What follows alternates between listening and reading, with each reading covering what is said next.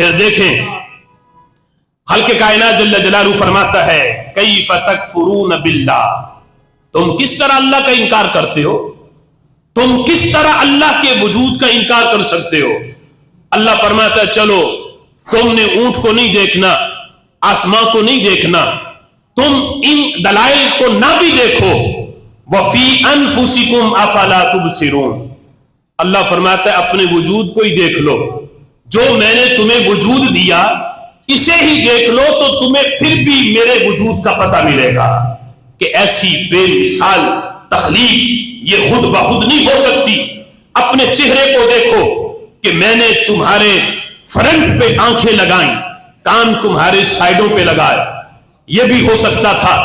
کہ کانوں کی جگہ پہ آنکھیں ہوتی اور آنکھوں کی جگہ پہ کان ہوتے تو پھر بھی بڑی مشکل ہوتی، اس لیے کہ دیکھنے کے لیے ہمیں چہرہ پھیر کے دیکھنا پڑتا،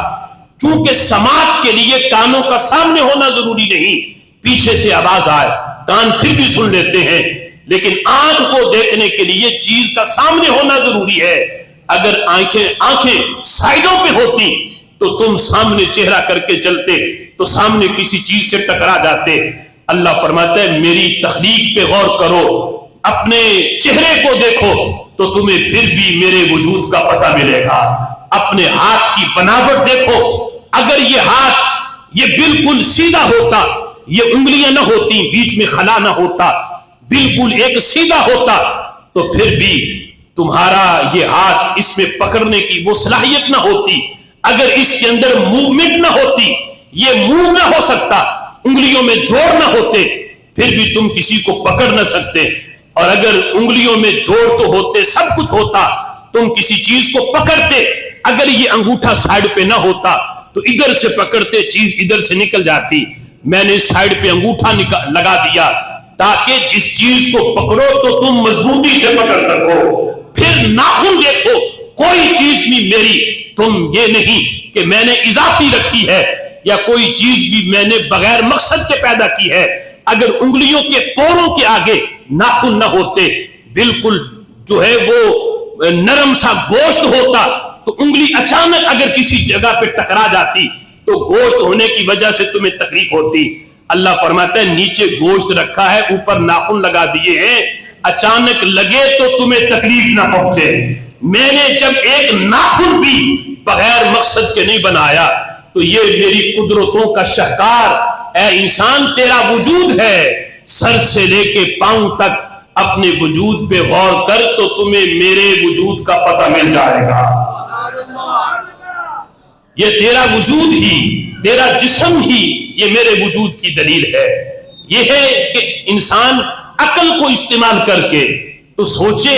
کہ ایسی تخلیق بھلا یہ خود بخود ہو سکتی ہے؟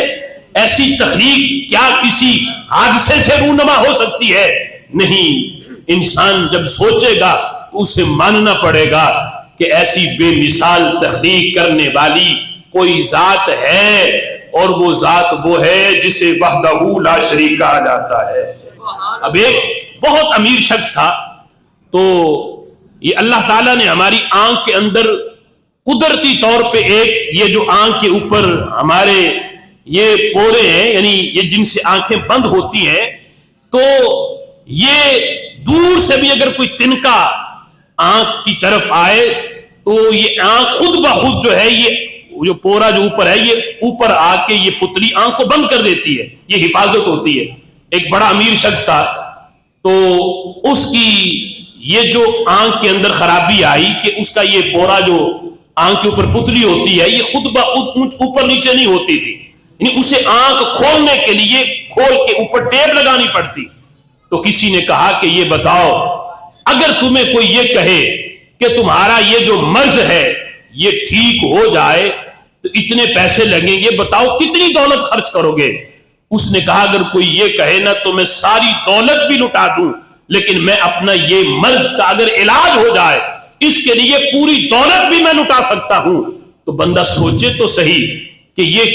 ایک آنکھ کے اندر جب چھوٹی سی یہ جو پاور ہے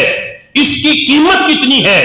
تو بندہ سوچے کہ پوری آنکھ کے اندر تو پھر ایک جہاں بستا ہے۔ میں جو ہے ایک ڈاکٹر سے جو پروفیسر ہے لاہور کے اندر، ڈاکٹر سلیم اختر آنکھ کا، ان سے یعنی یہ اپنا مریض کو چیک کر رہے تھے تو وہ یہ بتا رہے تھے وہ پروفیسر صاحب کہ آنکھ کے اندر بندہ سمجھتا ہے کہ چھوٹی سی ہے، جب ہو تو بندہ اس نعمت پہ اللہ کا شکر ادا نہیں کرتا، سمجھتا ہے کہ یہ آنکھ ہی ہے نا. لیکن ہمیں پتہ ہے چونکہ ہم آپریشن کرتے ہیں، ہمیں پتہ ہے کہ آنکھ کے پیچھے کا نظام کہتا ہے کہ یہ نظام ایسا ہے، یوں لگتا ہے کہ آنکھ کے پیچھے پورا ایک جہاں آباد ہے، پورا ایک جہاں آباد ہے. یعنی کس طرح آنکھ سے روشنی آنکھ تک پہنچتی ہے اور آنکھ کس طرح اس عکس کو لے کر دماغ تک پیغام پہنچاتی ہے، یہ پورا ایک نظام ہے. اگر اس نظام کو کوئی بندہ بنائے باہر حصی طور پر تو اتنا بڑا وہ کمپیوٹر بنانا پڑے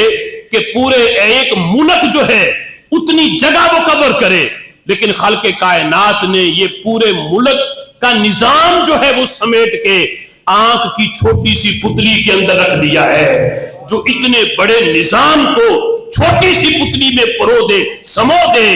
اس ذات کو وحدہ لا شریک کہا جاتا ہے.